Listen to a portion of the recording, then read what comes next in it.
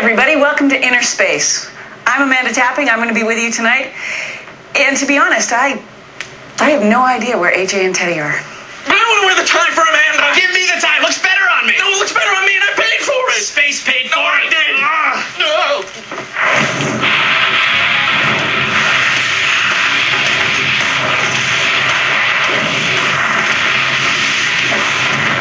Tonight's show, it's a doozy. Canada's favorite sci-fi leading lady joins us. Star of Sanctuary, Amanda Tapping, is here for the full half hour. I'm sure you've been through worse. In Amanda's honor, we chat with the Sanctuary gang about this week's episode, which she also directed. She did probably the best show that we did this year.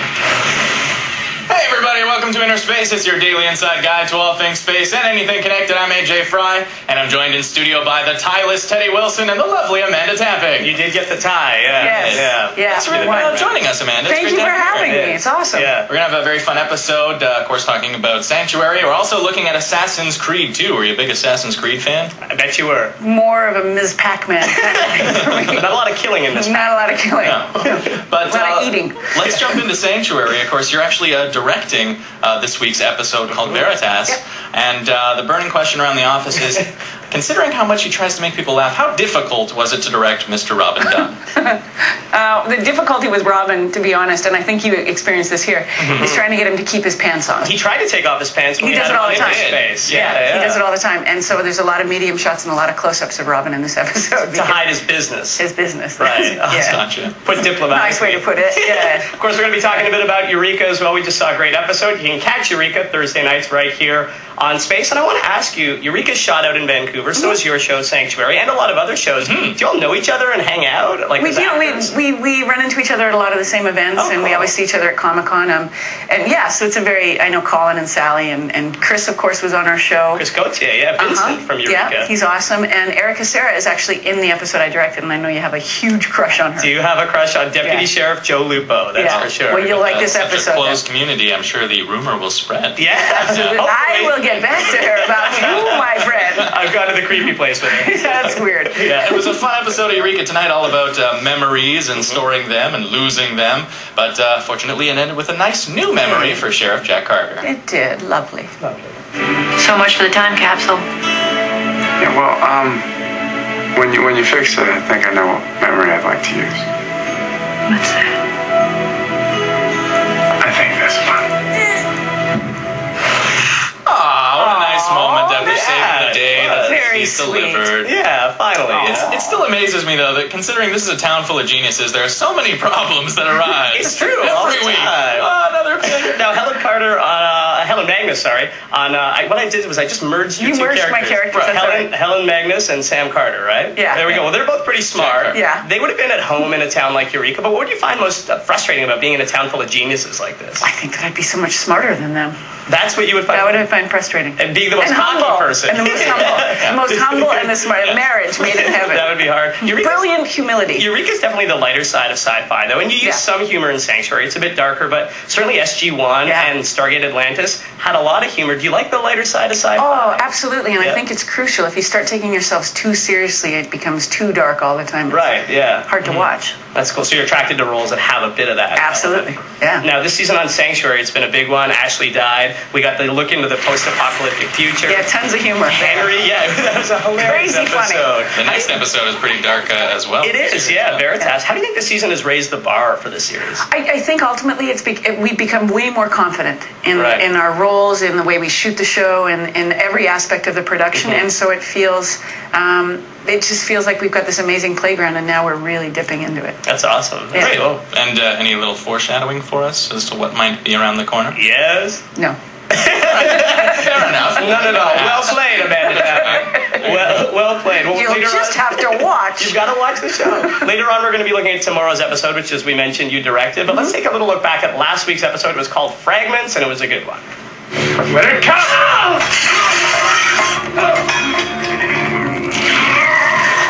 Come on, Henry, turn. One of us is checking out, Henry. If you stay human, it'll be you. Don't do this. Come on!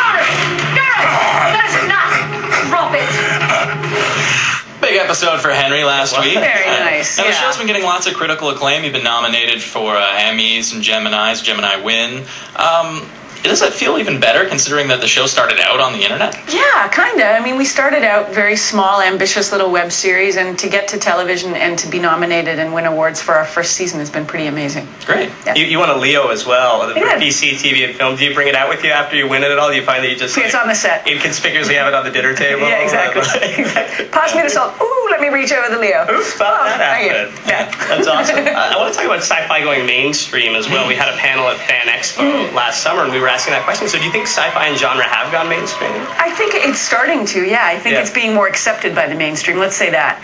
I think sci-fi used to be space shows, spacecraft and exploring the universe, and now it's sort of anything that thinks outside the box that defies imagination. Right. So you get shows like Eureka and Lost being considered sci-fi. And, Yeah, that's a very and the demographic is so great now. The demographic, there's a lot more women watching sci-fi. That's true, Yeah, you seem to be pretty happy about that fact, but of course there's always those fans out there who are kind of upset when that show that they love, they think of as a small show and then it becomes more accepted by the mainstream. Why do you think the fans react that way sometimes? I think that they're very protective. They're very protective of the genre and very protective of their favorite shows, and they don't want to see them morph into something that they don't think they should be. Right, so they're just really passionate about the content. Yeah, absolutely. I'm a big fan of music too, and I know I'm sometimes guilty if I really like a band and then they become big. You're a little... I knew them when. Yeah, exactly, totally. Let's open the internet mailbag and see what some of our fans and fans of yours are saying. Ooh, exciting. Oh, we put the word out that you were coming by, expecting to get quite a few emails, and we were just covered in mail from fans out there with tons of questions coming in. So we'll get to the first one, which is from Mrs. Too Shy, who actually left this as a comment on our blog at spacecast.com. Question for Amanda Tapping: acting, directing, and producing. How and where do you find the confidence and courage to do all those things? Wow, good question. I have a great team. I work with Martin Wood and Damian Kindler, and the three of us pull it off together. I think that if I didn't have those two men in my life making my work so much easier, I wouldn't be able to do it. But they give me confidence and they boost me up when I'm feeling down. And I have a great family. So, I'm super lucky. But I have people around me that make it easy. They boost you up, but they probably bust your chops. Totally. They're ruthless. They knock you down and Absolutely. then boost you up. Well, we saw in that episode of Eureka, Allison had her baby, and she only took a 6-week maternity leave because she's so busy as the head of the company. Did you feel a bit like that when you became a mom? I did. I gave birth and I went back to Stargate in 5.5 weeks. Look at that. So almost the same as Allison on the show. Yeah, it was insane. It That's was a hormonal basket case, but it was good. It's like being beside AJ. He's a hormonal basket case too. I got that. Sometimes when I don't take my medication. It happens. The second question is from Ron Graham. He posted on our Facebook. He's posted before, so thank you, Ron. There's something about Helen Magnus we're not seeing yet in Sanctuary. She may be darn near immortal, but there's also some kind of special ability that's not been coming out. I want to know what's going on there. Special ability. Special ability. Sexual deviancy. That's a special ability. We have not seen that yet. Is that for Sweeps Week, maybe? That's right. I guess so. We'll look forward to that show. Well, our next question actually touches on the British that we just heard coming out of you there. Graham Freeman says, how difficult was it to go British? Not difficult at all. I was born in England and I grew up surrounded by English accents and British people. Right. I was just in Hertfordshire myself.